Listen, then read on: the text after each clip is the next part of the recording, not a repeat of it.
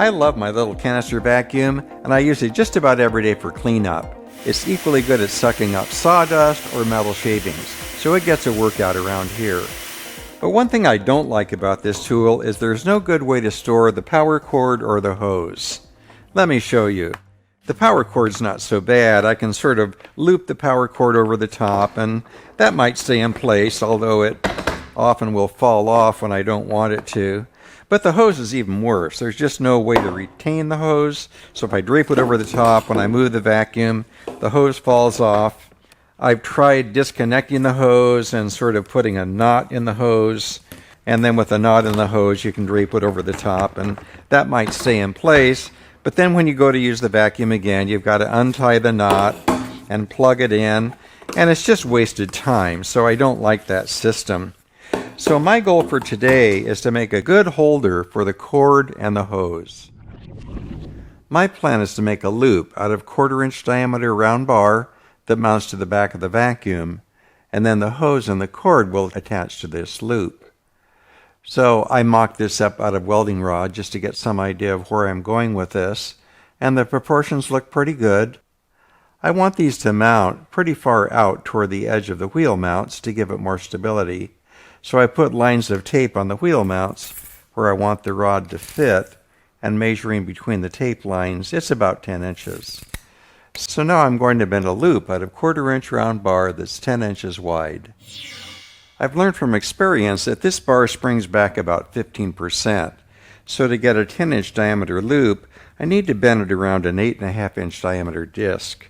So I have that disc clamped to my table. I'm going to position the bar right next to it.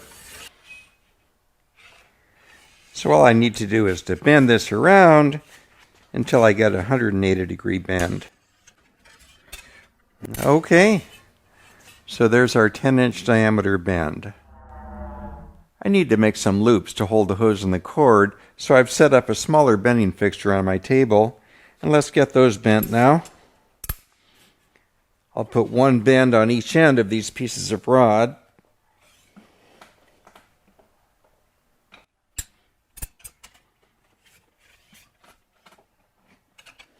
There's one.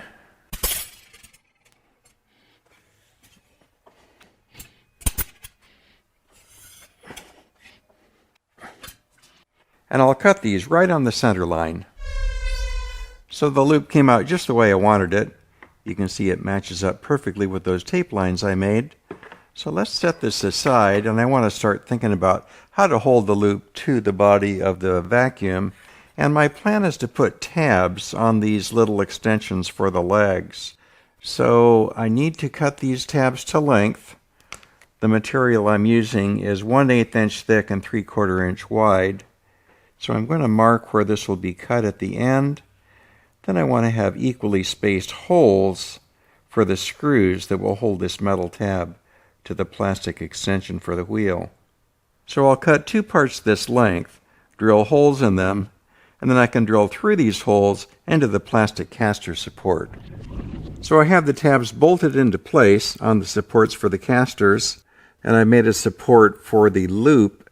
So I'm going to get the loop positioned and then tack weld it to the tabs.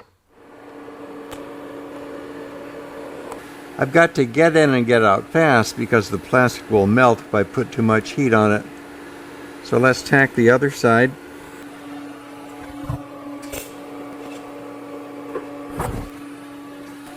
So the tack welds are complete.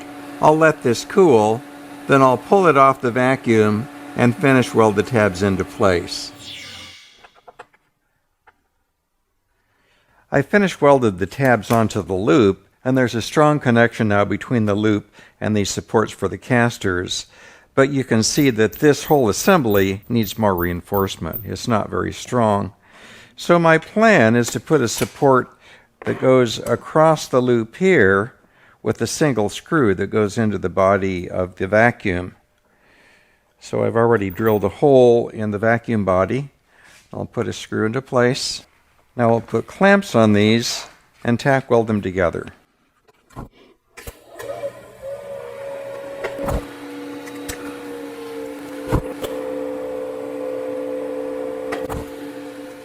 This cross brace gives it lots of strength, so the final step will be to put the loops on the top part of this. I want the spacing to be uniform on the loops for the hose, so I'll do a layout for that now. I've made a drawing that shows the size of this loop, and I've drawn a line here that's the diameter of this circle.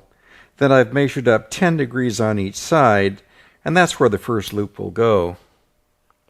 So I'll put a mark showing that point, and then I divided this angle into thirds, and I'll make a mark on each one of those lines. So if I match up the loop with these lines, I'll have even spacing. I've made a simple angle fixture to hold the large loop vertical, and I'm going to use a vise to hold the small loop vertical. Then all I need to do is to position this under the line, and then I can tack weld these together.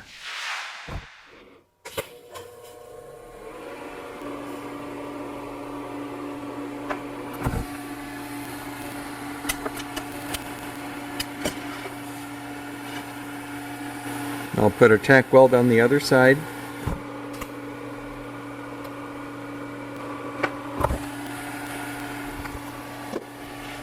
Now I'll get the next loop set up.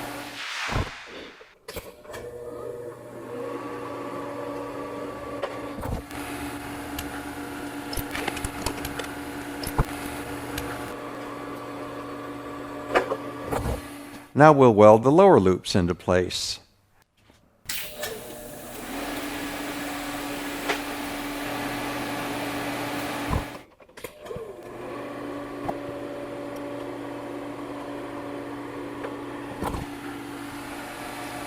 So now I can finish weld all these joints.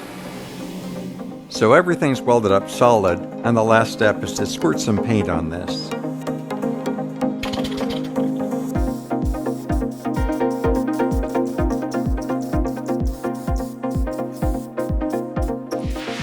So let me show you just how well this works. The cord just drapes over the loops, the hose drapes over the loops, and it holds them both securely. And if I need to move the vacuum, I can just grab it up here and everything moves together. So it's good to go wherever I need to take it. So it doesn't take long to build something like this, and it's a real time saver. I love making these videos, and I'm honored that you're watching. Please like, subscribe, and click the bell to be notified about new videos. I read every comment, and I do my best to answer all questions.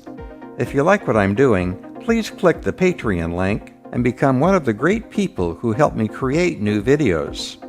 I'll see you next time.